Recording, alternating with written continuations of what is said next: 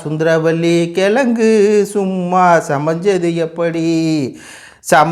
எப்படி பெரியார் திடலில் படித்து சும்மா சமைஞ்சது அப்படி ஆமுனு பேரில் பயணம் அது பிடித்தது எப்படி. மக்களை நம்ம வைகோ தாத்தா பேசுனதை கேட்டு வந்துருங்க. பொய்களையே மூலதனமாக கொண்டு அண்ட புழுகு ஆகாச புழுகை எல்லாம் தாண்டி உலகில் எவரும் ஏற்றுக்கொள்ள முடியாத அப்பட்டமான பச்சை பொய்களை ஒருவர் உதிர்த்து வருகிறார். ஆனால் சீமான் அவர்கள் பச்சை பொய்யலை சொல்றாரு, அண்ட புழுகு ஆகாச புழுகளா புழுகிறாருனாரு. ஆனா உண்மையாலுமே ஒரு அண்ட புழுகர் இருக்காரு, அதை கேளுங்க. தமிழின தலைவர் இன துரோகி, தமிழின தலைவர் இன துரோகி எப்படி உடன்பாட்டுக்கு போவேன் தன்னஞ்செறிவது பொய்யற்ற பொய்த்தவின் தன்னஞ்சே தன்னை. அதாவது இவர் சொல்கிறார், ஆனால் சீமான் அவர்கள் அண்ட புழு புழுகிறாரு, ஆகாச புழு புழுகிறாரு, உலகத்தில் இருக்க இவனை யார் மாதிரி சீமான மாதிரி பொய்யே சொல்ல முடியாது அப்படிங்கிறாரு. ஆனால் இதே வைகோதா என்ன சொல்கிறார் அப்படின்னா, நீங்களா தமிழ் தலைவர் பச்சை துரோகியா அப்படின்னு சொல்லி கலைஞர் கருணாநிதியை பேசிட்டு அப்புறம் ஈழத்துக்கு அவர் செஞ்ச துரோகத்தை எல்லாம் சொல்லிவிட்டு இதுக்கு மேலே நான் அவங்க கூட கூட்டணி வைக்க மாட்டேன், கூட்டணி வச்ச அப்படின்னா தன்னஞ்செறிவது பொய்யற்க பொய்த்தப்பி தன்னஞ்சே தன்னை சுடும் அப்படின்னு சொல்லிலாம் வீரவசனம் பேசுனீங்களே மிஸ்டர் வைகோ. நீங்கள் இப்போ யாரோட கூட்டணியில் இருக்கீங்க? வெக்கோ மானம் சூடு சொரணை அதெல்லாம் எதுவுமே உங்களுக்கு இல்லையா? அப்போ நீங்கள் இதுக்கு முன்னாடி பேசுனதெல்லாம் பொய்யா? இப்போ நீங்கள் சொல்கிறீங்களா அதெல்லாம் அண்ட புழுகா இல்லை ஆகாச புழுகா இல்லை உலகமே ஏற்றுக்கொள்ள முடியாத அளவுக்கு நீங்கள் பொய் பேசக்கூடிய ஒரு பொய்யனா? ஆனால் சீமானவர் கேட்குறாருன்னா இவர் எப்படிப்பட்ட நபர்? பச்சை துரோகி அப்படின்னு சொல்லி கலைஞர் கருணாநிதி சொன்னது இதே வைகோ தான். அவரை மாதிரி ஒரு ஆளே கிடையாது, நான் திமுகவோட கூட்டணி வைக்க மாட்டேன்னு சொன்னவர். அப்புறம் எதுக்காக கூட்டணி வச்சிங்க அந்த பச்சை துரோகியோட அப்படிங்கிற கேள்வி இருக்கு இல்லையா?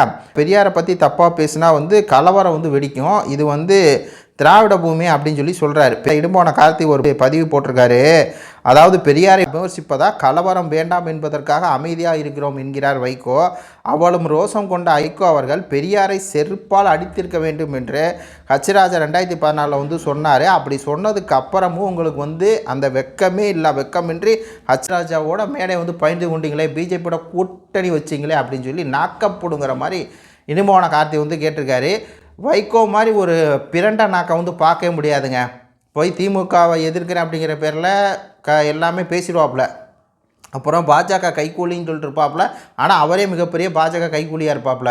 பெரியார் விமர்சிச்சுதான் கலவரம் வரும், இது பெரியாருடைய பூமி அப்படிம்பாப்புல. ஆனால் பெரியாரை செருப்பால் அடிக்கணும்னு சொன்ன ஹச்ராஜாவோட மேடை பறந்துக்காப்புல.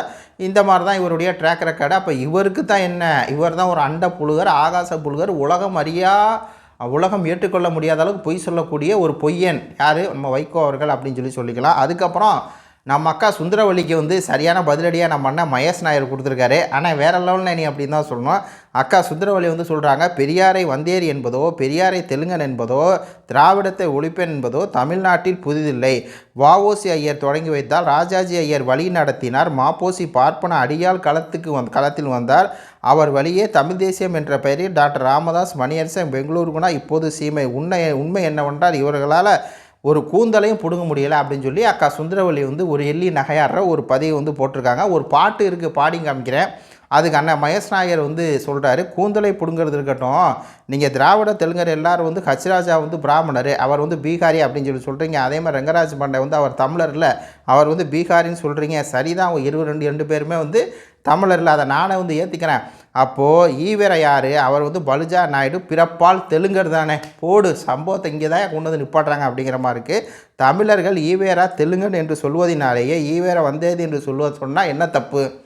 அப்போது தமிழர்கள் நாங்கள் ஈவேராவை தெலுங்கர்னு சொல்வதனாலே ஈவேரா வந்தேரி என்று சொல்வதிலேயே என்ன தவறு அப்படின்னு சொல்லி அக்காவுக்கு சரியான ஒரு பதிலடி. நீங்கள் ஹச்ராஜா வந்தேரிங்கிறீங்க, பீகாரி பாப்பாங்கிறீங்க. அப்போ பெரியார் யார்?